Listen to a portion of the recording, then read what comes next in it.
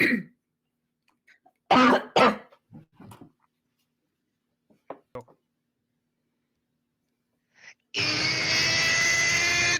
Monday night, and that can only mean one thing. It's the Degenerates with Dice Monday Night RPG talk show coming live from all across the fucking internet into your fucking eardrums. Tonight, it's Joe. Hey, everybody. It's Kristen. Hello. Jennifer. Hello. Fucking Roman Reigns' #1 butt buddy, Matt. Hi. And everybody on the internet's favorite dipshit with a microphone, Noah. Ladies and gentlemen, it is Monday fucking night. How are we feeling? Good. I didn't Good. Okay. Good. It was off all day. I played video games. I did laundry. It was a good day. We did play video games. Hell yeah, we did. Joe, what's No, going on y'all are with with you, the PlayStation crew. Sorry, PC Master Race here. Sorry in advance. For some reason, my computer is slowing down and we're getting a little bit choppy. So apologize to everyone watching. PlayStation? I don't understand PlayStation. I guess we should start out with gaming wins. Gaming wins, anybody? Anything cool happen in your games lately? Well, today Noah and I sang A Whole New World. And the There was intro that. to Part of Your World. Yeah, it was with Yeah, Ariel. Definitely. We were doing. That was a win for us. We did do Not for that. anyone else on the chat, but it was a win for us. I don't think Casey appreciated it, but it's Probably all right. not. He'll live. It's okay He'll though. live. He loves us. What the fuck is going on with my Apple If Watch? y'all Okay. hadn't scared him off already, then if he hasn't been scared up already, then he ain't gonna be scared off. No, That's true. absolutely not. He keeps showing up on Wednesday nights. He's fine. He knows what to expect. Yeah. Well, But I if we're haven't talking played about tabletop. if we're talking about gaming in general, I finally launched my copy of Resident Evil 4 Remake. Now that I'm not having to drive back and forth to the hospital every damn day. Yes. So that's a win. Hold on. To be clear, Noah's fine. Well, For all intents and purposes, Noah's okay. yeah, it is whatever. The trips But, to the hospital were not for Noah. Let's put it that way. No, they were not. They should have fucking been. No, that's a one-way trip and a That's little. one-way. Yeah. Yeah, With that's a the hug- grippy with the sock huggy vacation. jacket. Yeah, grippy Yeah. sock vacation with a huggy jacket. No, but the doctor at the ER here where we live finally did tell us on Monday morning when we were leaving. He goes, "Please don't come back. I don't want to see you again." But let's see, and then tabletop. I can't give details because 2 of my players do watch this show, but I will say, someone might die. Dun, dun, dun. Dun dun dun! The chaos is fully bubbling in my brain and now officially on paper. So, you Oh, I did have a win. did? Kinda. I run a table on Wednesday afternoons for the kids at my school, Mhm. and I told them that we weren't going to be playing because we needed to color pictures for our booth at the multicultural fair, and then half of them didn't show up because they wanted to play and not color. So I guess that's a win. That they would rather play. I don't know. I'm taking it as a win. Listen, I'd much rather play than color shit for some sign. Right. It had to be done. Unless it was like coloring a map for the table. Could be bothered to do that. I should have presented it that way. As long as it's like a paint by numbers thing, because I'm dumb as fuck. You don't know your numbers. You know, Look, listen, okay. how many look, times do I have to say nope, I'm not gonna say that again because that'll get us fucking Look. kicked off. Here, I got you. I got you, Noah. Numbers are simple. It's 1, 2, more, lots. Why in the hell are we storming this castle? Like, those are all the numbers you need to know about. That's a Any better more way than to that, put it that's than I complicated. put it in the party chat earlier. I got Oh you. God. I would say gaming for me was sort of surreal. I started one group going through Curse of Strahd using I think it's is it Lunch Break Heroes revision of the Death House module, the Death House adventure. So taking out certain, basically making it less directly tied into the adventure and more like these are after effects of Strahd's presence in Barovia. So like making it a more atmospheric horror type module than just a straight up occult bad. After Effects. Is that like vampire herpes? If we all have it, no one has it. Shut up. Right. Then let's see. In my Cyberpunk game that has been ongoing for a little bit, they finally got over to a convoy that a nomad asked them to go intercept and escort back into town, only to find out that by convoy they mean wrecked Militech transport truck. By wrecked Militech transport truck, we mean shot up transport truck that's basically carrying dead bodies for an organ legger and a cyberware resell thing. And then nomads descended on them, and fun was had trying to simultaneously. Basically, we turned it into like a Mad Max trying to get back to the guard checkpoints of Night City, while simultaneously, this was this group's first actual real combat. So not only was it their first combat, it was their first vehicle chase and their first vehicle combat. So it led to all kinds of insanity and mayhem. That's not supposed And to happen then- on tabletops. Oh, yes, it is. Yes, it is. Matt, you're the only person who's ever experienced chaos and insanity at tabletop. Everybody knows understand. these people I are know. I appreciate thoughtful, that. Yes, A to B with nothing in between individuals. right. That's what happens at tables. No one leaves the vault and immediately starts ignoring their son to go rebuild buildings anywhere for the rest of hours and hours and days of gameplay. Yeah, right. Those sound like the type of people that just like to take powder kegs and go blow things up after And that- in the middle of a voyage. But I Right. wouldn't know anything about that. and that leads me to the other gaming win I have, where Noah and I went out to go play Sea of Thieves for a little bit. We like fought through dangers unknown and hardships unnumbered. We fought our way to the heart of the Sea of Thieves city so that we could literally go run one voyage in Sea of Thieves, and in the process had some people grief us right at the beginning, and we turned around and made their day hell. And then we were super positive to some other guys that came up to us and were like, hey, be cool with us, we'll be cool with you, and everything was chill. And then we ended the night after you logged off, Noah. I dove into PvP just by myself in the brig, and as soon as I came up, I anchored the ship and told them, hey, log it off, get the kill, get the streak. And they were like, whoa, thanks, man. And they started trying to bail the ship. They started trying to repair the ship because they were like, oh, sorry, man, we didn't mean to do this. And you're like, no, the whole point is to sink me. Stop it. I did this so you could get the win. Thanks for the Anyway. follow. Yeah, sneezing. Well, So, Joe, yeah. what about you? Sneezing. What you been up to? Nothing. Yeah. Most of my games have been canceled all week, so I'm Sorry. still waiting. It's all good. You're not the only one. What'd you do? Show up with Bud Light? No, Oh. it's been a hard week First for off, everybody. that's just canceling on principle right there. Not because of all the recent stuff, just because it's Bud Light. Why would you come to my house with that? Because it's cheap as fuck. I ain't cheap. Yeah, you are, Daddy. You know it. Only for you. Go wash your So- hands.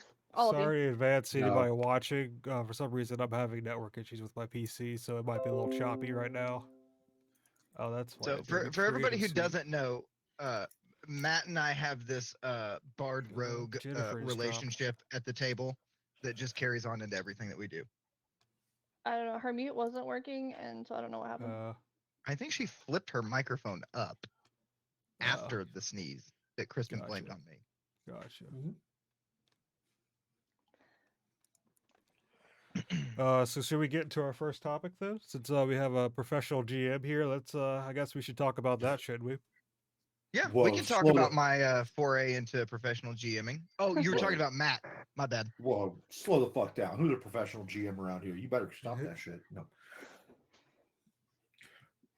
Yeah, Well, let's talk about professional GMing let's talk about professional GMing. while we work out the technical difficulties in the background. Because, Yeah, I'll be dealing hey, with that. fuck it, let's do it live. Go big or go home, son. See, That's what she that's see, that's the problem. People that tell me to go big or go home seriously misunderstand how much I want to go home. Yeah. I'm already at home. There we go. Now I'm actually looking at people. It's great. Oh, there you go. Yeah, you know, it's what I do. Mr. Professional Okay. GM, Yes. talk to us about professional GMing. Okay. How'd you get into it? So I've been running games basically since I was 9, and I'm in my mid 40s now. So it's been a while, and You don't look I a went through- day over 60, my friend. thank you. You're welcome. bud. So when it started, obviously it was the 80s, going through the satanic panic and everything else, and all of that to say, just a little bit before the pandemic hit, I mean, I had been doing a bunch of other things, running LARP groups and everything else, and LARP groups are notorious time hogs. They love to take up all of your spare time. Absolutely. And at one point, I was running for a national an international networked live action role playing game that I won't mention the name of, and they were seriously, like, the players were seriously like texting me during my work hours, my real work hours, to be like, hey, we're going to set up this scene in like an hour. And I'm like, in an hour, I'm doing my job. No. And I finally got to a point where I would tell people, like, look, your game is cutting in on my job. And if you want me to give up time, then you need to pay me. And everybody was like, oh, that's so funny, whatever. And then about a couple months before the pandemic hit, I had read a couple of articles about people that were actually running paid role-playing games, like getting together a group and the group pays them and they run the game. And I was like, what? No, there is no way. Like, who could imagine in 2020, 2019 that somebody would be making an entire career and financial empire off of running role-playing games and making money off it? And then I was like, you know what? Oh crap, man, it's Thursday night. I'm gonna watch Critical Role. Oh, wait a second. And then from there, I went and I looked online, and there are a couple of places where paid game masters can, or people who have decided to start the process of becoming a paid game master can go and they can put their games up, and if people are digging it, then they'll sign up as well. And then at that point, there's a gaming love connection, and then you run games for them and make money. That's how babies are made. It kind of is. And Works. at first I was iffy about it, but I was like, you know what? I'll just throw some stuff out there and see if people bite. And at first, nobody bought. Nobody bit because I made a couple of mistakes. I was still treating it as I was still treating it as an artistic outlet instead of a commodified scenario, you know. Right. We're still playing? Yeah, Still yeah, recording? we're good. Yeah, we're Hello. still Cool. recording. Awesome. Yeah, sorry, I'm dealing with issues on my end. Gotcha. I just didn't want to just be like, I'm just gonna keep going. Yeah, you can keep going. But so finally I was like, you know what, I'm gonna break down, and I'm just done. I'm done with this. And as soon as I did, I was reached out by a complete gaming table who was trying to change their game master. They were like, "Hey, we kind of want to run Cyberpunk. We kind of want to have a sit down and talk with you about your ideas about Cyberpunk, and not just the game system, but also the genre, the literary, thematic, whatever genre as a whole." And after that conversation, that led into a 2-year campaign. Is that the one for I that played on? for that group? Yeah, yeah. And in among that, I also decided to break down and run a table of the world's most over advertised RPG, whose name will remain nameless, but they're on their 5th edition, and they're gonna have a 1 edition soon. Oh, he's talking about Dungeons and Dragons. No, I'm talking about the world's most overhyped RPG. Anyway, Houses and Humans. This one, the one that I'm not going to mention the name of, but it's over here. You're a walking advertisement. Okay. Promotion. Anyway, commodification of gaming. Anyway, I can't even spell any of those words. God, Windows. That's fine. Huh? Sorry, Joe's having a breakdown over here. Yeah, He's stressing. my PC is Windows is freaking out about my camera now. So you guys just keep talking, and I will deal with this. Okay. It's, Gotcha. and we're just we're dropping all kinds of frames because Windows is having problems. So of course, yeah. But yeah, from there, that was, like I said, that was right at the beginning of the pandemic, and holidays are of course a little weird, but apart from that, like I said, I've got the same group from that. I've got that same first group. We've moved on, changed systems. They're actually the Curse of Strahd game that I was talking about, and then I picked up another Cyberpunk game recently after one of my D&D campaigns ended. Then there's a couple other games I'm toying with starting up here soon. So just kind of depends on if I can find the right audience for it. Well, on that note, how does one find a professional GM? Well, there are a couple of places that I advertise, and this is by no means the tell all end all be all, but I got started. Oh, you stole my fucking joke!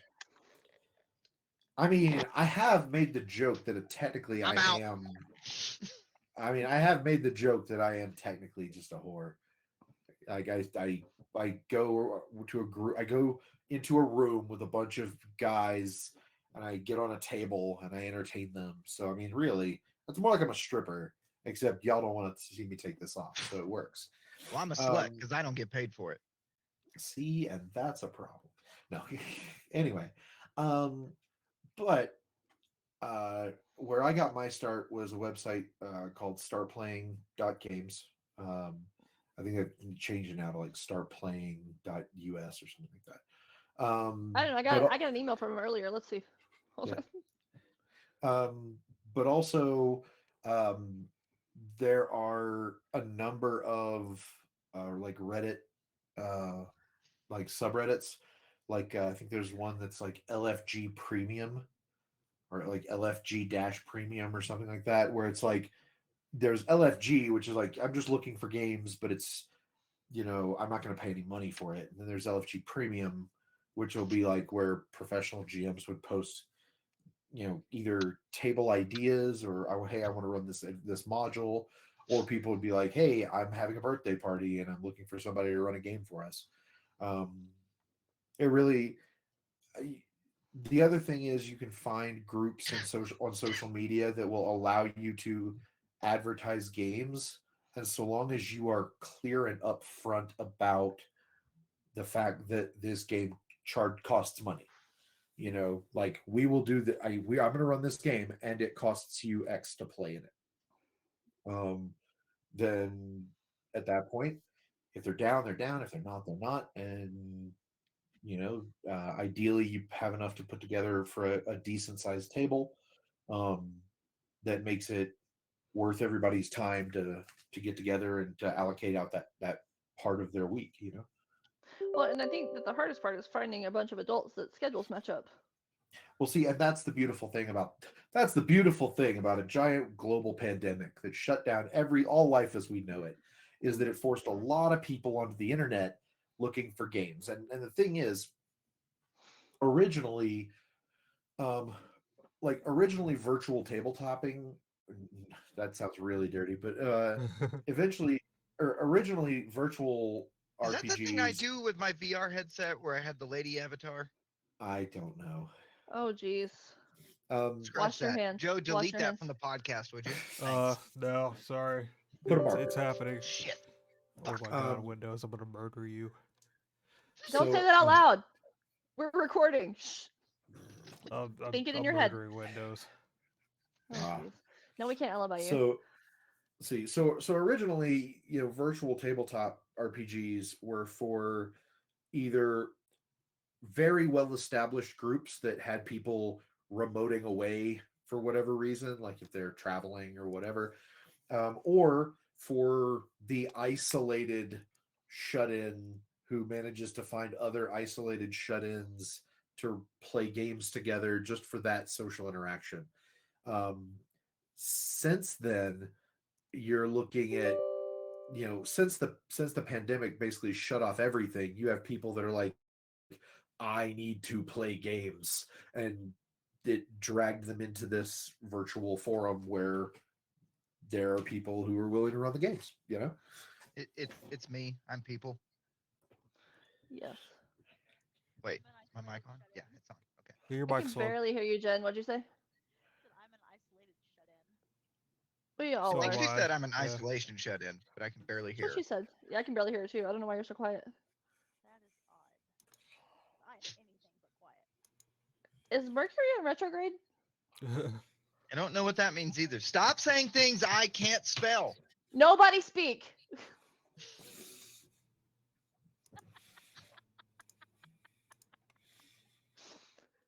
Anyway.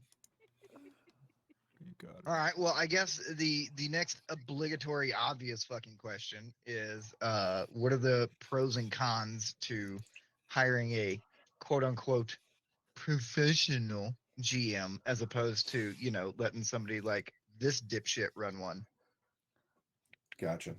Well, or that dipshit? let's Wait. get Is that me?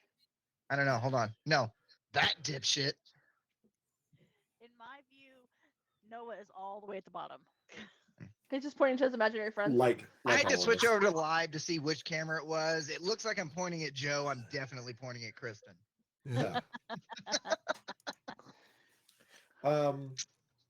Yeah. No. So let's get the obvious one out of the way first. You're paying to play games, and that causes a lot of pushback, especially from kind of older gamers who are like, well, when I got started in high school, like I didn't have to pay for games. Well, there's a lot of people who don't have to pay for certain things, but Fucking Gen Xers. well, no, but the Okay, boomer. yeah, I was being nice. But like I said, the obvious one is you're spending money on this. But on the other side of that coin, and I mean, really, that's the downfall. Really, is you're spending the money to play a game. But I mean, first off, you're going to spend money to go to the movies. You're going to spend money to go buy a board game that you're going to play exactly once, and then it's going to sit right there in a giant pile that eventually you'll get to, maybe, or you'll buy a book that you'll maybe play once, and you've invested hundreds of dollars into for what? The So you're telling me all the upsides- books that I own I shouldn't have paid money for all these games? No, you should always support the official release. But that said, the upsides honestly, in my mind, make it a no-brainer. And yes, I understand that I'm saying it makes it a no-brainer because I'm a paid game master, so I make the money. But the thing is this, like, yeah, some of that money goes to buy me Carl's Jr., and I understand that, and I don't lie about it. But other parts of that money go to buy um, officially licensed product, or go to buy artwork for the players, or go More to dice. more. Kids back.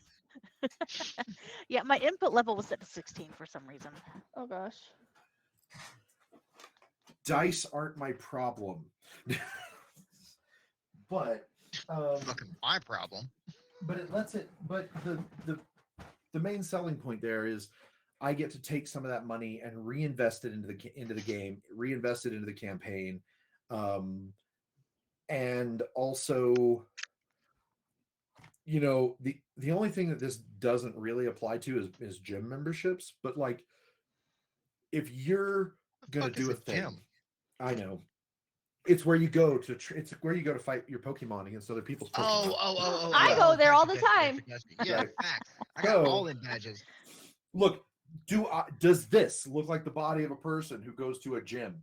Anyway, You ask me, sweetheart, that's the peak male physique right there. it is the peak male physique. Anyway, no, I'm just a kid. Anyway, so moving on. I'm just a girl. Oh, my bad. So the thing is, All though, that children like I said, apart from gym memberships, if you're if you're like, you know what, there's this role playing game and I'm paying money to be there. And if I don't tell them I'm not going to be there, I still might get charged depending on the game master. It creates that incentive to be there. And in my experience, among the paid tables that I've run since I started with this, those players tend to be more invested than free gamers. They tend to be less willing to cancel for whatever reason, and they tend to bring more knowledge to the table than in some of the free games I've played, because they know they're paying money to be involved, so there's an investment level there. It ceases to be a distraction. Like, I don't really like in my private games that I play, the games that I play or the games that I run where I don't charge. Yeah, there's alcohol comes out and there's all this other stuff, and it's much more hanging with the pals. That attitude doesn't really percolate through to my paid games, but that's because everybody is like, they're not there to hang out with their pals per se. They're there to play the game. They're there to get engaged in the story. They're there for different reasons, and I think it's kind of neat. The other upside to that is because I take some of that money and reinvest it into the game itself. I'll typically have in my virtual games, I'll have animated battle maps with like wind blowing across the ground, and I'll have Fuck yes. we'll have purchased paid, we'll have licensed music for, like, I ran one of the games I ran, very short lived. It was only like 10 episodes because I usually plan in like 10 episode arcs, like 10 episode quote unquote campaigns. I don't try to Wait, do you, these you like, plan your games? I don't understand. yes. So A fucking rookie mistake. I ran a 10 episode Star Trek Adventures game, and I actually went to this one website where you can actually buy licensed music, and I combed through their entire catalog to find the perfect chef's kiss. Like, this is what you would expect a Star Trek theme song to be, because clearly I can't use, like, if I'm trying, I mean, I can't really license like the Deep Space Nine theme or the Voyager theme or whatever, but I can find something that sounds close. And so I licensed those so that I could literally start and end every episode with theme song music, because Star Trek Adventures is actually written not so much like we're all in the Star Trek universe. It's very much written from the perspective of you are characters in an episode of Star Trek, so you're it's not like meta ground fourth wall breaking. Your characters, but it's like whenever you play it, if it's happening right, it feels like an episode of Star Trek. And so I got you. part of that's paying for those resources and everything, and you get the better experience. Like another example is in a normal game, you'd have just a big token for a dragon or whatever, but like when I ran Tyranny of Dragons, I was actually able to acquire a Tiamat miniature for the final fight. That's awesome. Which I wouldn't have been able to buy this miniature just on because most of my actual career money goes to bills, I mean, I get it. So, do you find players more willing to shell out the fee, or do you find it turning more players away? I first off, I don't like. I've seen professional game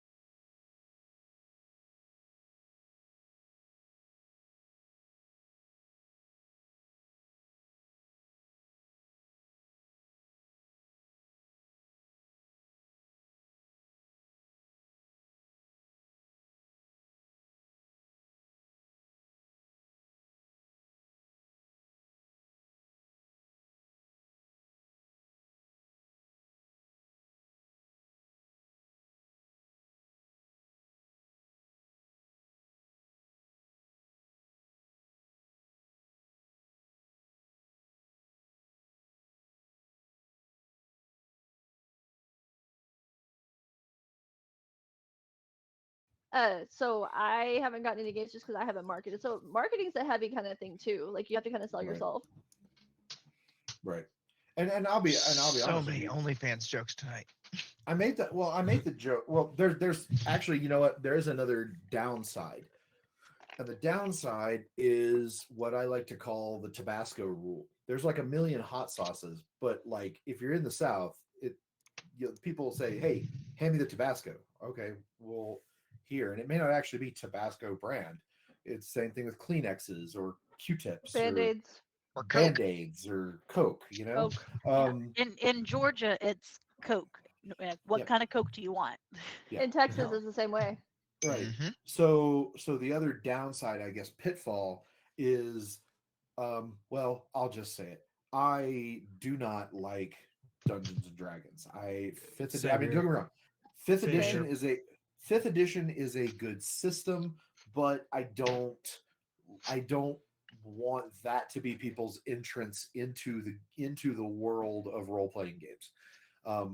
I feel it's too complicated as an entry level system. I think It it is. detracts from certain things that you want people to get invested in as an entry level system. But then we go to the Kleenex rule. Because I go, hey, I'm going to run a role playing game. And people's first question is, you mean like Dungeons and Dragons? So, Yes. Here's In my essence, thing, yes. though. Here's my thing about that. Every time I have run something other than Dungeons and Dragons, people say, Mhm. "Wow, that's better than Dungeons and Dragons," right.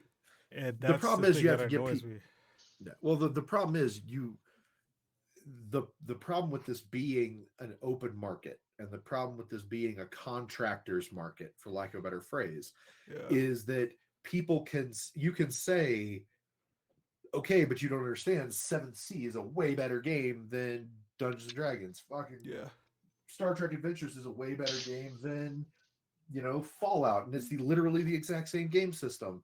um you could go on and on and on with these comparisons, but at the end of the day, you can't really make that. What you're trying to do is, I only have, particularly like on a site like Start Playing or on Reddit, I've only got so many words to grab somebody and get them invested into a game, and I can either spend that time and those words on a diatribe shitting on a game system, or I can spend those words and that time like saying the things that will get you into a game that I want to run.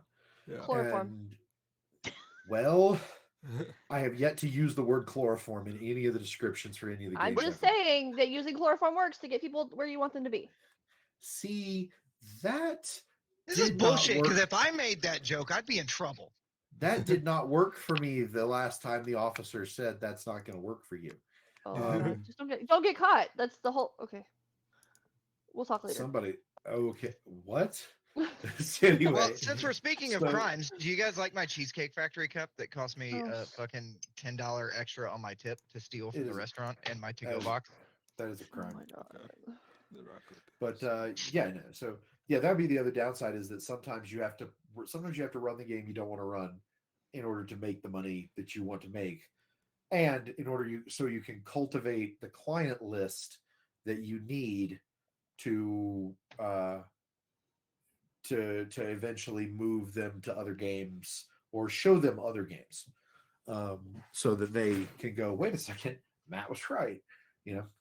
I don't know why they would say that. I don't know why they would say that to y'all. I don't know. They'd be like, wow, Matt was right about, when you showed them something, but just go with I it. never say that. Well, quick Yeah. question: what would you say is the best entry level game? Like, if you had to have that one game that 7C. Yeah, 7C. I would Well- say Savage Worlds, honestly. Savage Worlds is good, but with dice stepping, I think that dice stepping is a like, if you break it down into like the collegiate levels of classes or whatever, like, I believe that Savage Worlds is sort of like a 200 level course. Like, okay, Yeah, you've got this. Yeah. I think that 7th Sea is very much a 100 level course. Mhm. I think that it's a 100 level course unless you have a game master who has gotten to the 3 and the 4 and the postgraduate levels of it, and then it Mhm. gets really scary. Or you're Um, me. We'll get there. I also think Powered by the Apocalypse. Yeah, Fire Um, Emblem is easy. Yeah. It is an incredibly easy entry level, and in fact, speaking of Powered by, I'm literally sitting here with the Avatar Legends RPG, and I'm really wanting to do something with that. If you actually Dungeon Pugmire. World. Oh, sorry. Yeah, Pugmire is good entry level too. Pugmire is good, but that's because they dumbed down 5th edition to a point Yeah. where it can be taught. Yeah, so I was I think back that- to PBTA. I think Dungeon Yeah. World is a great for players. It can be a little bit Uh-huh. complicated for a GM, but for Yeah. players, everything they need is on the character sheet. Like they literally don't need a book for that game. Right. And the thing is, like any of the Apocalypse games, the only thing I don't like about the Apocalypse games is from a home brewing perspective, because it's like Uh-huh. you can't really build a class, you have to build the entire playbook, Yeah. and that can just take a lot of effort. You're and hurting Noah's energy. feelings. Look, don't get me wrong. I am not saying that there's anything. I'm so sorry, sweetheart. I won't let There's you nothing. talk There's about nothing you wrong like with this. 5th edition. Here's the deal. So, I have like, I've never met a Dungeons and Dragons edition that I did not like. I What I have 4th said, edition. no, I love 4th edition.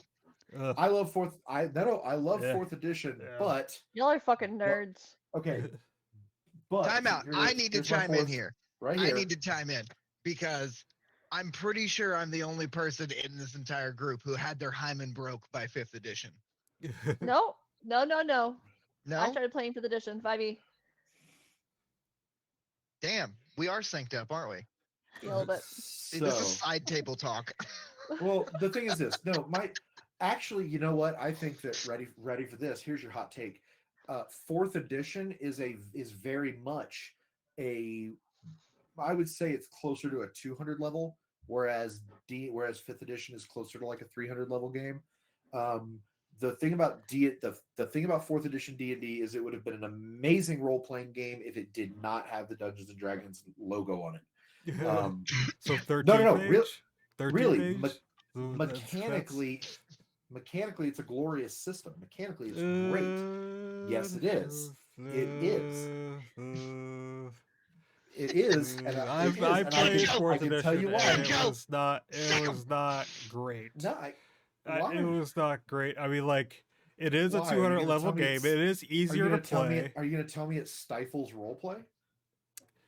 I mean, D&D in general kind of stifles roleplay because it doesn't actually give anything to roleplay. I would like to present. I mean, I would like to present you with the John Wick key to make any game not stifle roleplay. Play 17 Throw the fucking system out.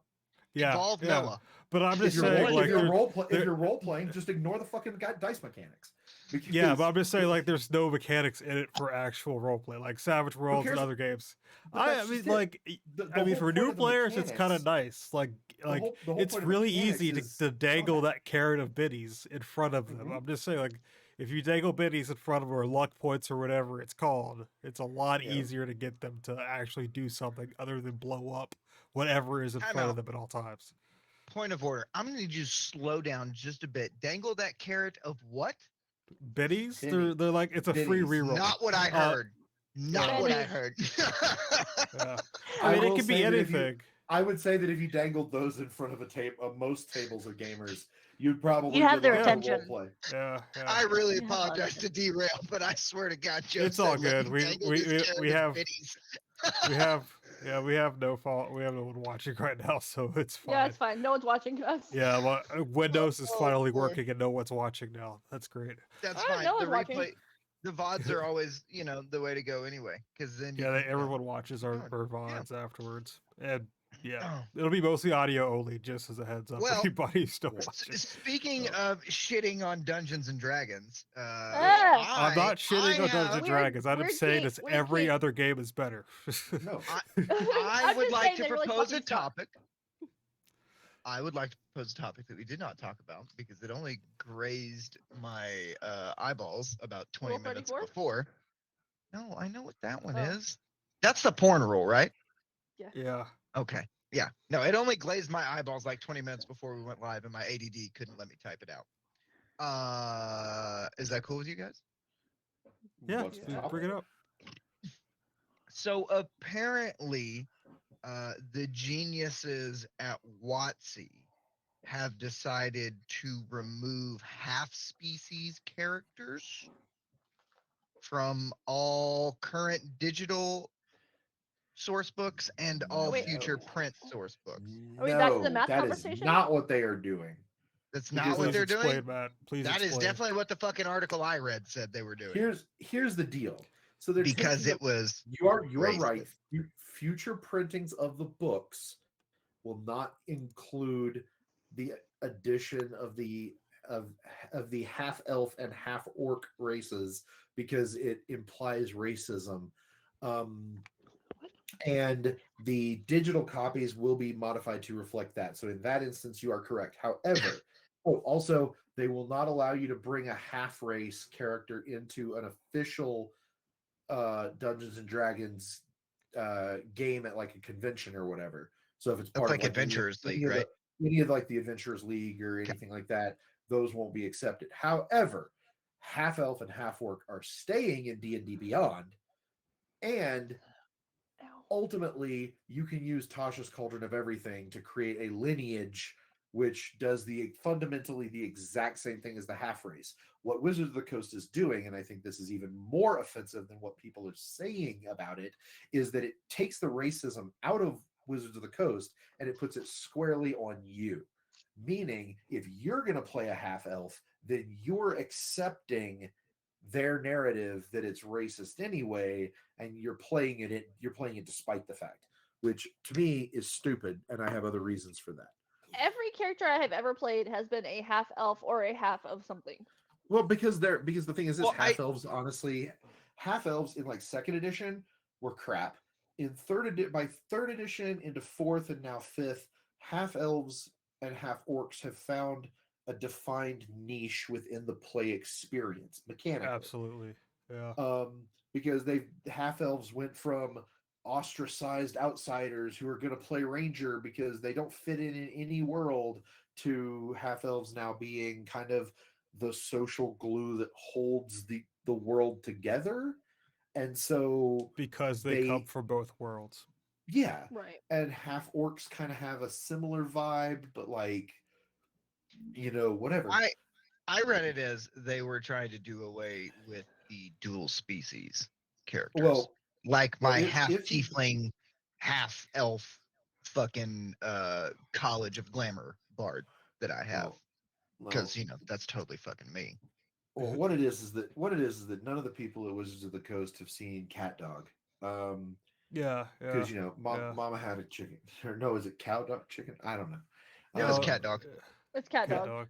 It's So Cat Dog, cow and chicken were also in extra that slash, same. Cow and there's chicken. cow- That's it. That's Maybe my they're- ADD going fucking crazy. This is why 90s kids are so accepting, because we've seen Cat Dog, and so we've seen All real monsters. Yeah, we've seen all. So if you- like all we're very accepting people. Well, Don't let me and Noah sit next to each other anymore. Yeah. All right. Here's the thing. I just think that. Go ahead. What's that one, Noah? That's my Chippendale. Chippendale Rescue Rangers, done by Jessica Lyons, my favorite daughter-in-law at the Wicked Clover Tattoo Studio in Dublin, Texas. Shout the fuck out. Also, she did my glitter D20. Nice. I remember you showing the glitter D20. So like, I love my daughter-in-law. So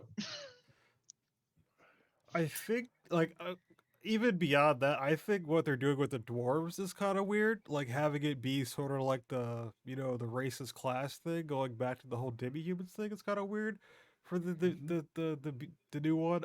It's just for me, they're making a lot of decisions that don't make a lot of sense, and they're complicating things that don't need to be complicated. Like they're not helping their game at all. I don't think they know their game, and I don't think they know their audience. Well, let's touch base on an older controversy, the Hadozi. Okay, the Hadozi are this race who they're monkeys, and there was a lot of language in the original version of the Hadozi that kind of smacked of racism. Yeah. They were reclaiming, they were taking Which things w- back, and it was Which it edition was is very this? much. Oh, this was like third edition. This was like no, this was Okay. a second edition. Second edition. It's Yeah, current. second edition had a Yeah. lot of weird stuff like that. right.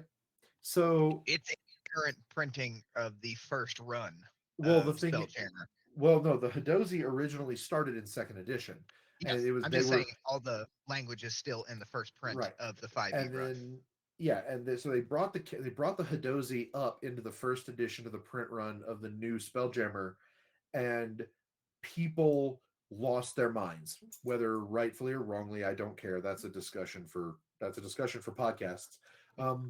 But so Wizards of the Coast went in and were like, okay, we see how that could be perceived as really racist. We're gonna Yeah. fix that. Yeah. Okay, that I'll give you, sure. Sure. But like to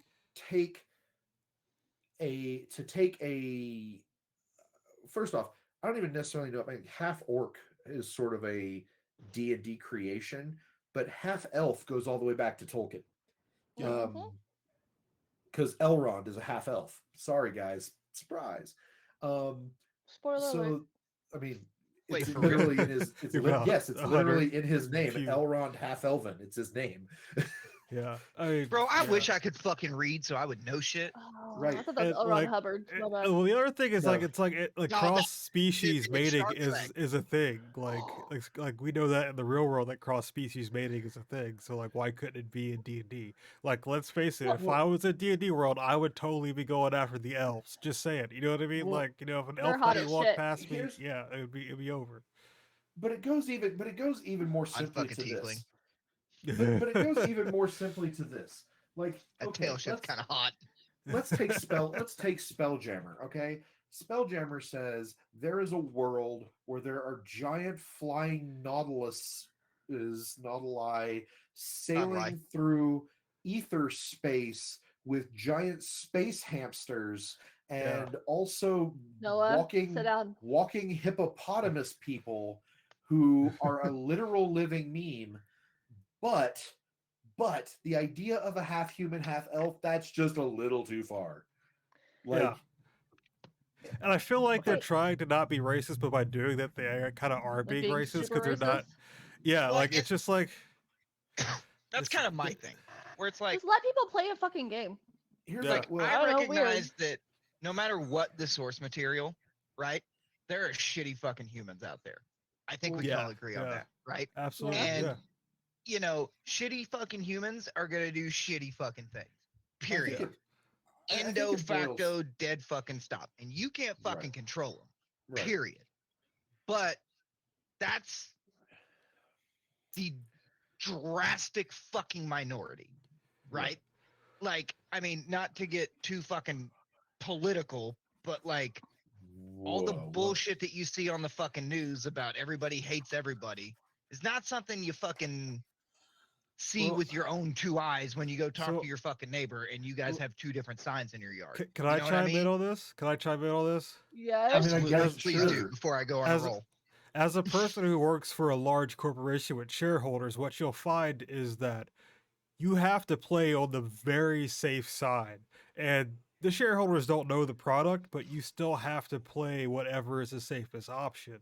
And so if somebody who has a lot of money is sitting at a table says, hey, I don't like this, even though I don't understand it, it has to go that way.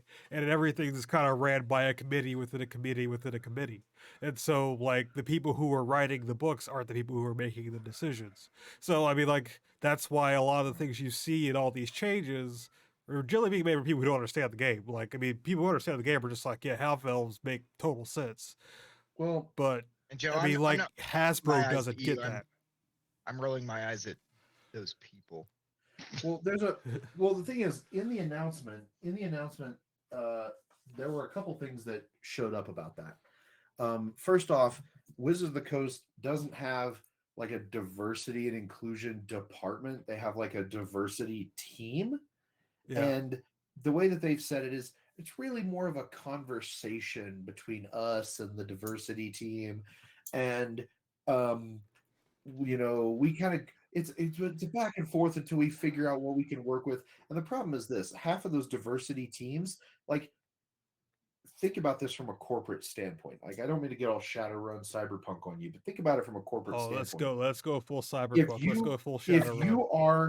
you are part of the diversity team, and someone hands you a piece of paper that says white 2 + 2 = 4. I can prove that mathematically. Give me a second. Where I'm going with this is that if you, as part of the diversity team, look at that piece of paper and go, yeah, looks fine by me. How many of those opportunities where you go, looks fine by me, before Wizards of the Coast, the corporation, goes, why the hell do we need this diversity team? And then you're out of a job. Yeah, that So- happened. That happened. So you there have was a to big find- exodus. Well, I mean, so you end up having to, like, if you're part of the Find diversity problems? team, it's in your interest to go, I could see how someone might possibly find this problematic. But not only that, and I don't like playing this card, but the main people, the driving force behind Dungeons and Dragons, the ones you see all of the time, Chris Perkins, Jeremy Crawford, Like Shelley Merles. Mazanoble, Mike Merles, they are all, how do I put this, well-meaning white people. They don't want to offend people because, after all, let's be honest, like, our game, our culture is just recovering from the being abused 80s. Like, think about it. Think about it. Like, Noah's literally wearing a shirt that commemorates some of the shit we went through. Like, Oh, that's the other one. Remind me of my grandmother when we get done with this. Oh Jesus. oh yeah, his grandmother was on D&D too, and she's a well-meaning white person. Wait, no, that's not what I She's mean. not a well-meaning white person. She's one of those white. Well, She's but- white people. I'm white folks. There's a difference. but the thing is, like, I get that they're not wanting to be offensive, they're wanting to be inclusive, and that means not dumbing things down, that means diluting things. Well, because it's And the there biggest comes a game in the point where world. you dilute it to a point, and this is why I disagree with the lineage system. They dilute it to the point where it's like, well, really, you're not Nothing creating a matters. narrative stand. It's really Yeah. strictly Okay, about mechanics. hold on. I have a question. Yes. What about the new generation coming up, Gen Alpha, Gen Z, all of these kids? What about the mixed race kids that want to see themselves represented in a fucking game? Well, that's about your lineage. No, I mean, no. Give me your. No, yeah. On the one hand, I dig the lineage system because it lets you say, I'm going to create my character that is me, right? Yeah, I'm a dwarf, but I was also raised by humans, so it changes how I grew up. It's cultural. And Seventh Seed does culture, not ethnicity, because you can be a black person whose parents came from Ifree, but you grew up in Montaigne. So Right. and you've never been to Ifree. So why the Again. hell would you have any Ifreean qualities?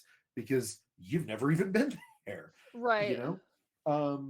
So I can see the lineage system being a powerful tool in that regard.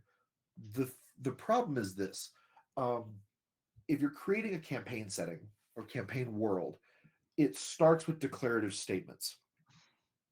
Like in Eberron, in our world, magic is used in Technology. everyday life. Magic is used in everyday life. It's the way that Magic is The way- friendship. Or well, the way friendship is that- power. Whatever that is. no, the way they describe it is it's not That's necessarily My Little Pony. deep. It's not necessarily deep magic, but it's wide No. magic. Yeah. So people don't That's what she said. like routinely cast Rain of Fire and whatever, but But they do a happen lot to of have. mage hands. Yeah. Yeah, there's a lot of mage hand. There's, oh look, I've got a little wooden box that's got continual flame on it right here, and I can. That's Yeah. what use he it to light said. Yeah, cigarettes. like when they wash their clothes, they use this spell and stuff like that. Like instead of Right. technology, they replace it with magic, and that makes sense. Yeah. And it's very specific. But it's a declarative, and the thing is, Yeah. you've got the Warforged. What were they created Yeah. for? They were created for murdering folk. Yeah. But now the Same. war's over. What's their story? That's a very declarative statement, and some of those Warforged have just gone, you know what? I don't know what else to do after war. I'm just going to keep Yeah. fighting things. And they fall into adventuring and frontline soldiers in other nations' armies and shit like that. You create declarative statements. This is what my world is. Like, could you imagine if Dune were a watered down world where, Well- there's the spice, but really anybody could do anything, and you could maybe even do the things that Paul does without the spice. No, the spice is required, and the spice comes with addiction, But and the spice has problems. So You like have to- Ray you in have to- Star Wars. I mean, like, here's the thing. Like with D&D though, it's a catch-all. Like, let's face it. Like, yeah, Eberron is very declarative, but the Forgotten Realms is the most boring setting I have ever seen, and like, the game itself, just like it's a catch-all for everyone who plays games. Like, it's not supposed to be as declarative because you have to make it your own. Well, Like, the that's thing the is thing. this. Right. Well, the thing is this. Like, Like, if well, I want to play in Bronze Age, I play RuneQuest. If I want to play Cyberpunk, I play Shadowrun because they're very specific. Whereas D&D just does not have that specificity. And well, yeah, the thing is this, and the thing is, D&D had an even more watered down basic world, which was Greyhawk, which was yes, Gygax's that was world. boring. That was Um, extremely boring. It was very realistic and down gritty, whereas the Forgotten Realms was It's more high high magic. magic Yeah. and things like that. But at some point, you get to a point where you start watering shit down. Yeah. But I think that the problem is, like, really, as it comes to this whole half thing, and it comes to the other problems that WotC has regarding races. I came across in my travels. There's a live action role playing game called Nero, and they have an entire chapter. First off, all of their races are very socially, culturally distinct blocks. And then there's a paragraph kind of right at the beginning of their racial section where it talks about racism in the game, because it's a live action role playing game. You're literally in the face of dozens or hundreds of other people being actively racist in some cases. Yeah. But the thing is, it's like, first things first, if you have decided to play a dark elf, then our version of the dark elf is what you have decided you want your story to be. Whether it's overcoming that, Yeah. whether it's overcoming that or playing into it, you have decided that that's what you want your story to you want your story to involve it. And Yeah. when other people see you, they are going to initially treat you the way Like that garbage. the way that the book says they should treat you. Yeah. You know?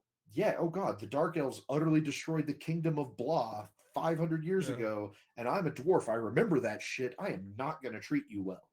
Now, I if mean, a you're lot of the- games do that. if you're trying to overcome that, great. But Yeah. the thing is, you've picked that on purpose. It's Yeah. not like being a person of color in our world. You didn't pick that. Yeah. You know what I'm saying? It's sort so of as like a- playing an orc or a troll in Shadowrun. It's the same thing. The whole Trog Right. racism thing is part of it. Right, like you understand that that's what you're playing, and so therefore, Yeah. if someone is racist to your character about that, then it's part of the story. Yeah, I mean, I used to and- play and- Drows back in the day for that very reason, because Drows in older editions were seen as evil off the bat. Like, you were treated as evil until you proved otherwise. Right. So I think that honestly, whenever I saw the announcement about half elves and half orcs, my first off the jump was like, oh great, well they're not going to be racist, but they're going to let you be racist, and that's fine because that's on you, not on them. But it comes back to, why not keep the half elves in? Because if you Yeah. keep the half elves in, then somebody who plays half elf is agreeing to that social compact. Like, that's the Yeah, character I'm yeah. playing. Mhm. You know, So basically, WotC's not invited to the barbecue anymore. they haven't been invited to the barbecue for I a mean, while. they're now. they're Have I the mentioned they're all the people who Pathfinder bring books I the have? casserole with the raisins in, if you know what I'm talking about. Like, I know what you're talking about, Wow. Joe. I fucking got you, son. yeah, I'm it's about like, it. Oh, It's the dry chicken wings people. Like he's like, you just tell, hey, please bring Oh. soda. Please bring soda. And Like I chips. said, Like, you know what I You mean? get to bring That's the ice. difference Ice and paper plates is all you yeah, get to bring. yeah, yeah. That's it's the like- difference between white people and white folks. White folks, we season our fucking food. Oh. I got a Noah. spice rack, son. I know how to use it. Shots. I just heard shots fired. That's all I heard. Hey, no one said it, not me. I mean, like, here's the thing. Like, I don't get it. Like, it's just not an issue. Like, I felt like it was less racist to have half elves in there because that means that they got along and made babies. But I guess not. So I don't know. Well, the okay, thing like, is, I- at oh, what point sorry. does it Go ahead, become- Kristen. You go Yeah, ahead. go ahead, Kristen. on the same turn, speaking from a GM perspective or a player's perspective, if it is something You that don't you are play. concerned, I don't. It's forever GM. If it's something that is a concern to you and something that you don't want to encounter in game, is it not a conversation that you can have with your GM or with the other players? Yeah. Yeah. Absolutely. I think the biggest problem there comes in with the fact that Wizards of the Coast is saying that it's not. Wizards of the Coast is not telling you what you can do at your table, but what It's they telling are what you doing can't do is with the they're books. they're taking it out of the books, so they're erasing it. Really, it's half elf erasure is what it is. But but this it sounds like goes a to the really point good of- campaign. Actually, we should write this up about. But I I will think it's prepare also audio. but I think it also steps to they're not telling you what you can do in your game. So if Yeah. you keep the half elf from 5th edition and you're like, we're going to keep playing half elves, then you're playing half elves, and that's fine. They Well, don't, here's they what don't I- want it at official games. Here's And- what and- here's what I'll say though. What about for the 14-year-old who's going to be buying the 6th edition book and didn't even know that half elves existed? Maybe Right. they are mixed too, and they wanted that, but now it's See, been completely exactly. erased from the books. It's like, okay, Well, this sucks. Well, 6th You know what I edition mean? is 6th edition is still a long ways off. Yeah, So- but I mean, like they're already making those moves towards that sort of mindset, and it's just like, I mean, their Well, you game find will those be people and you the send them to me? influence. And I'm gonna run them a fucking killer game.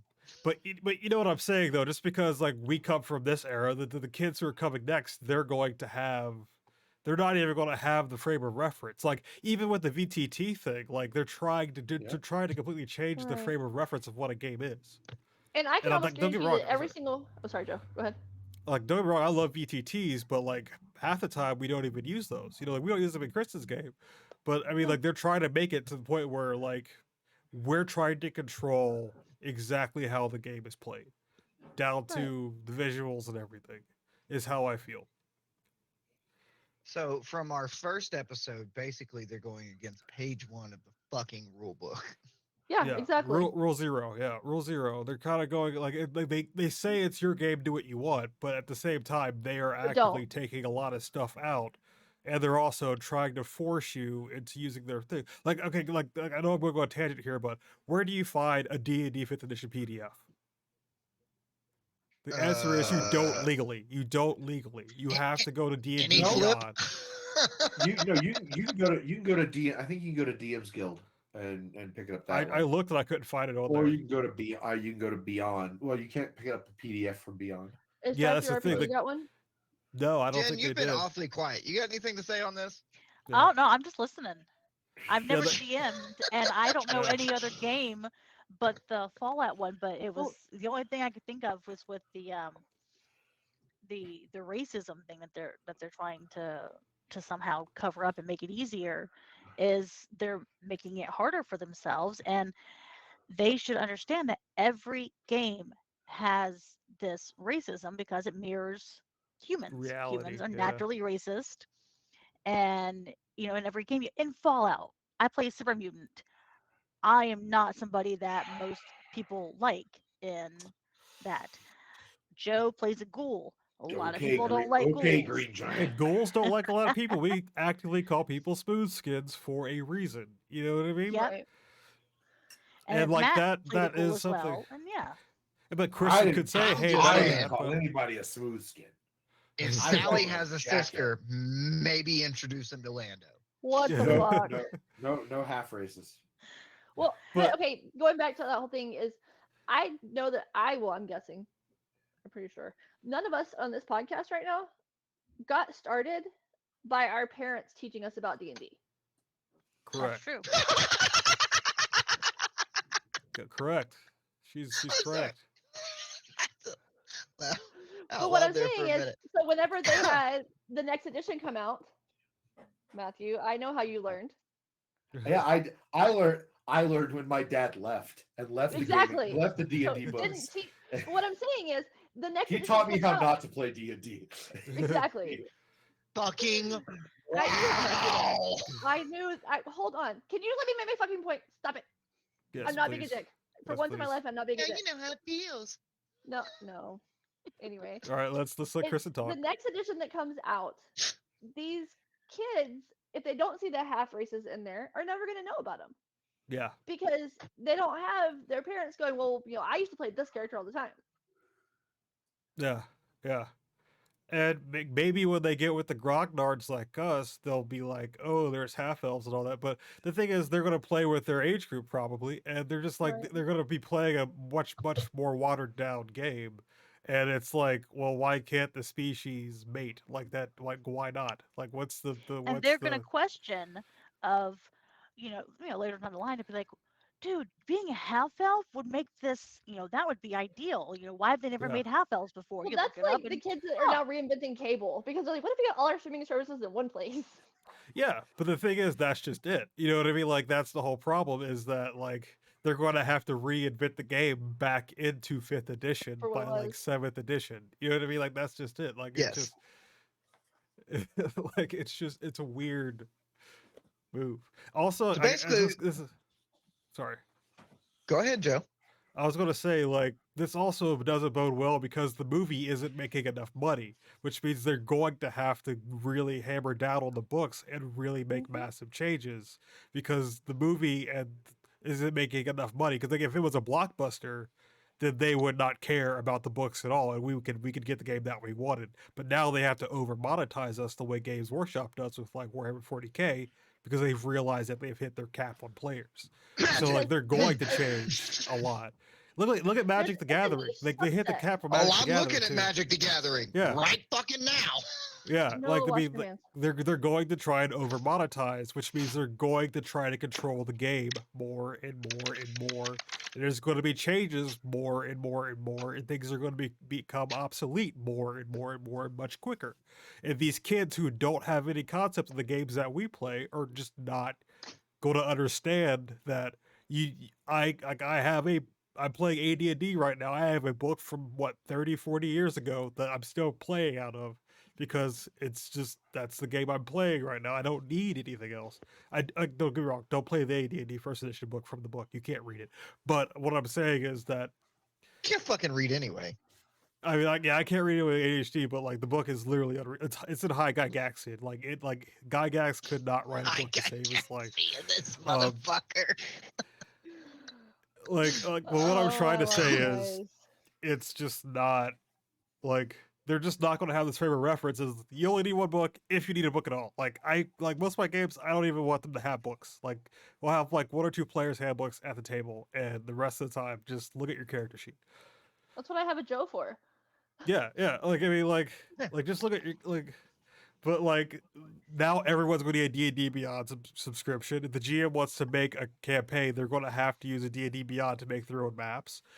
You know what I mean? It's like this sucks because now like the entire thing is based around like over monetizing and paying like $10 or $20 a month to play a game that I used to be able to buy a secondhand book for and play for as long as I want to. If that The Well, makes sense. libraries that just still have them means- rented. Yeah. That we're going to have to keep being the creative geniuses that our fucking ADHD and autism riddled fucking brains allow us to be. I But don't no, have because ADHD. they tried to take away You're a the fucking third party liar, stuff. Kristen. They try to take away the third party stuff. Who's to say they won't try to do the OGL 1.1 again later on? Now everybody's already forgotten about it. You know what I mean? And First like off, that. Oh, they Just definitely like tried. reboot it. breaking out the cyberpunk. The corporation is going to come after you Oh, again. Corpo. Let's- Yeah, let's not- exactly. gonna Exactly. corporate. So it's like 100%, yeah. they don't want third party content. So they're trying, like that's just it. They're trying to over monetize, and they Wait, can't didn't do it that with us because we know fail? better. Yeah, the Here's the first deal. time, But like the thing is, people have already forgotten about it. That's the Well, thing. here's- Like, it comes back to this. Wizards of the Coast went down this route once before. Let They me did. let me break some let me hold some church for you, children. Back in the day, Wizards of the Coast used to be this company called TSR. yeah, And it was so bad that whenever we would type it in the AOL chat forums, because that's how I old remember it those. is, I I and remember you remember those. those. literally Flag. do Back when the internet T came on a CD. $ R, okay? It was that bad. They were that money hungry. Yeah. And they, oh, wait a second, went bankrupt Out and of got bought by business. Hasbro. Yep. So Hasbro. D&D That's is why going the that OGL way. was created. That's why the OGL was created, because they had such a Right. strict TSR had such a stranglehold on the product, but they weren't making good products themselves. Like Right. those old second edition like modules were not amazing. You know what I mean? God, Like, man. I ran. I So what ran you're more saying shit out is of the Mickey Mouse Scarlands is about to own RPGs. D&D. yeah. Was that? Probably Activision Blizzard. Anyway, Yeah. Yeah. Disney's but about the- to own D&D. Yeah. well, it's Probably. fine. I mean, the thing is this. D&D is World of Warcraft. In that, it is so big that only it can kill it. Okay, only it can kill itself. Yes. And it is in the process of it. It is trying very hard to do it. And I'm on the one hand, I will miss when Dungeons and Dragons fades back into obscurity, but on the other hand, I won't lose sleep as I'm running other games. I mean, here's what I'll say. because- Go ahead. I got a lot of players from 5th edition though. That's the thing. It's like that 5th edition boom with the critical role and all that was great for the hobby. It's just that the game itself is having issues because it's being ran to the ground, but I don't want D&D to fade away. Like that's the last thing. I wanted the movie to work. I want the movie to work really, really badly to get more people into the game. But really, the only I people thought who the saw fucking it were movie was people who were awesome. already playing the game. It was a I'm great not saying movie. like I like the movie, but I'm just saying that Well- people aren't going to watch it and the amount Well, of no. money they need to watch it. 'cause But they that's haven't but even that's made their just money but off that's it. just it. People got into straight. Here's the thing: if you go to any game store, there are Yeah. very few, almost none, almost no game stores that are purely game stores. They are Yeah. usually game stores with some other sideline. Why? Comic Like a books. skate Because- shop. Which is why. Which is You gaming movie why traders and Steve Mill. the thing is piece of this. shit. I can tell you right now that the Dungeons and Dragons movie was not going to do very well. Yeah. The World of Yeah. Warcraft movie was not going to That do was very well. garbage. God, that movie fucking No. sucked. But- Here's the deal. I love It's both of them. Not a good movie.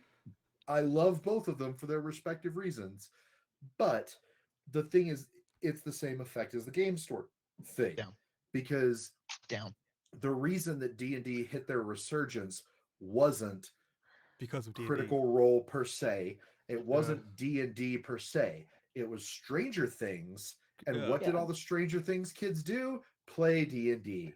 And Yeah. then Critical Role, most people came over from Critical Role because everybody there were anime voice actors.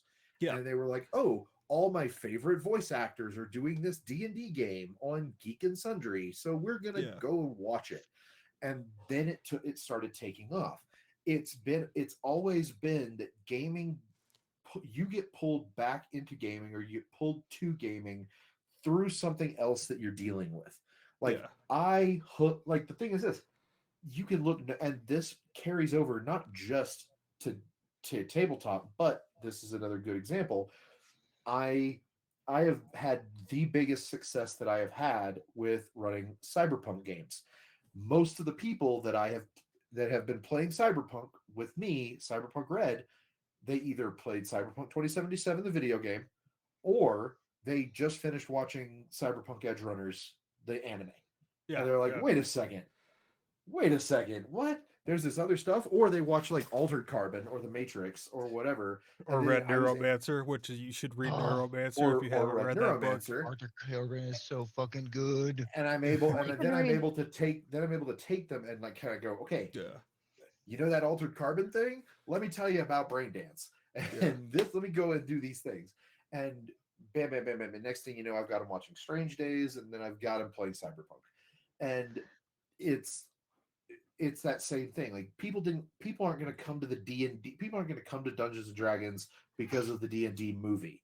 In fact, if you notice, Wizards of the Coast even knows this because, like, that. Let's see. I think the last D&D product that was a Magic tie-in was Theros, was Mythic Odyssey of Theros. Beyond that, all of their D&D products end up being cameos in Magic. Yeah. But Yeah. because they know that it's not going the other way around. Magic players aren't deciding, let's give D&D a try. It's role players who are going, I don't really have time to run a 4-hour campaign. Let's go play Magic. Yeah. Hey. And Magic is already hyper monetized. Magic is super the monetized, Venn diagram so they is a make more money circle. off of it. Yeah. Magic is fucking herpes. It is. Why It are we is. talking about herpes so much in this today? Yeah. You But, started like, this. Look, okay, you have as a storyteller, you talk about what you know. Anyway, Yeah. Jesus Christ. And I I mean- know fucking communal diseases. That's just it though. But like they're coming out with the TV show, and it's like, who's going to watch other D&D people? The answer is nobody. And even in the D&D movie, it was just a bunch of D&D references. Like if you didn't play D&D, you weren't going to get You had no half of idea. that movie. Yeah. Yeah. Yeah, because like my wife's only been playing D&D very, very, very short time. I think she's like 5 sessions in, and she didn't get. I was running games by half the then. fucking jokes, Yeah. but I got them. Yeah. Which is You're running why I games with- don't like. Never mind. That's a joke. I'm not gonna say either. See, that's why I didn't like that they didn't seduce a dragon, because it's like you're already making a movie for D&D players. You might as well have them try to seduce a dragon. Go for it. Always Full seduce the send, full goddamn send. dragon. Yeah, like Saturday Shrek. is extremely hurt by this. Shrek what do you? had a seducing of the dragon. If they could Right. seduce a dragon in Shrek, Right. they could seduce a dragon We're- in the D&D. We're talking movie. about the That's all I'm D&D saying. movie. I think this is the perfect time for me to tell you guys what happened last weekend. Is Okay. this with your grandma? This is with my grandma. I think this might be a pretty good fucking ending point. Are you ready for this? Yeah. So, everybody in this group knows that I had a pretty shitty fucking weekend, right? Yes. Yeah. So, Saturday night, we decided we need a little bit of normalcy. We went to go see the D&D movie with my table, right? It's the first table I ever played in, and then the first table I've ever ran. It's basically all the same people, except we just switched DMs, right? Your dog wants So, well, I think my wife just pulled up, so she's Uh-oh. gonna whine for a minute. Your dog is done with this story already. Yeah, my dog is fucking pissed. Go. So anyway, so we don't go to the movie theater here where we live because fuck that. If I'm gonna spend $20, I might as well be comfortable. And I get up all the time from my chair on this podcast, so everybody watching knows I don't have an ass. It's back of the head, feet. It's like Right. a frog that stood up. Yeah, I'm like a frog that stood up. And so I can't sit in a seat with no cushion for 10 minutes without wanting to kill everybody in the fucking room. So we go to the next town over, but hour away, Granbury, go watch a movie. It's where my parents live. And because we had our daughter with us, me and my wife, because like I said, she plays at the first table I played in and my table. Brought her with us, go see her grandparents. And we had all kind of decided, hey, we should wear our D&D shirts because we're those fucking nerds, right? So I've got my World's Greatest Dad and Dungeon Master shirt on. My daughter was actually wearing this shirt right here. And then my wife is wearing her Sleeping with the Dungeon Master shirt, right? Nice. It's my favorite shirt that she has, if I'm going to be honest. And we walk into Mom's house, talking with Mom and Dad. And in walks my grandmother, and all of her, let's see, she'll be like 89 on Monday. She old as fuck. Dirt's old. She's like 4 days older. All right. So we're talking with my mom. She's like, what are you guys doing? Oh, we're going to go see the D&D movie, blah, blah, blah. And my mom's like, oh, those are some pretty cute shirts. Whatever. Not words I'd ever expect to hear out of the preacher's wife's mouth, but whatever. In comes my grandmother and sees my daughter wearing my Stranger Things Hellfire Club shirt and proceeds for 20 minutes to contemplate and beg for understanding on why I would allow my child to wear such satanic and demonic clothing, especially out in public, so that her mind can get fried and be brought to the evils of hell. So yeah, that was You should have dude, told her that she that wanted to was wear the fun. Satanic Church shirt. We thought that was too much. Well, the, so the I- Satanic Panic is its own entire nonsense episode Yeah. unto itself. Yeah, So we'll get I into looked that at some at my point. mother. I looked at my mother and jokingly, I was like, well, time for me to leave, right? And I was just, because I've learned, with certain people, you just ignore them and they stop talking, right? Yeah. So the And you're three not of one us of those were, people. oh, absolutely not. I'm going to always keep going. But anyway, so like the three of us just kind of shut up and turned our heads towards my mother, right? And my grandmother was like, see, it's already happening. I'm talking to them and they're not even responding. That's how bad that this thing is. And then we went and enjoyed a 2-hour movie. She So- comes bearing food. She So comes here's- bearing food. That's so why here's she's a better than your secret. wife.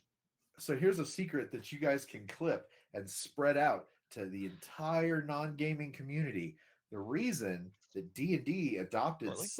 such crazy hellacious hellfire imagery is because we knew it would piss you off and you'd leave us alone.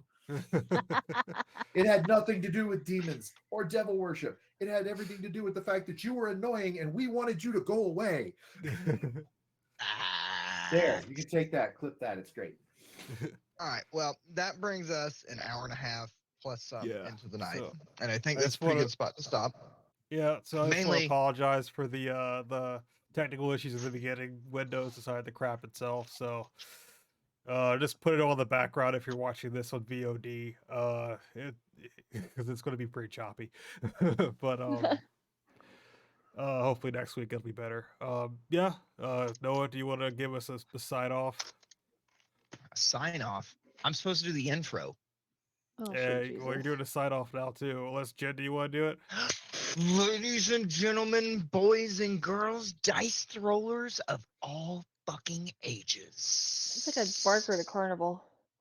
All right, lady, chill the fuck out. Let me do my thing, okay? Oh, he Hard does shit. have carny energy. All right, I'm fucking out. This has been the Monday Night RPG Talk Show here live on Degenerates with Dice. We fucking love you. We need you. Pump the views. Don't watch us anytime other than right now, because this is prime. This is peak. And you've already made it to the end of the show. So what I have to say does not fucking matter. But we'll be back live next Monday.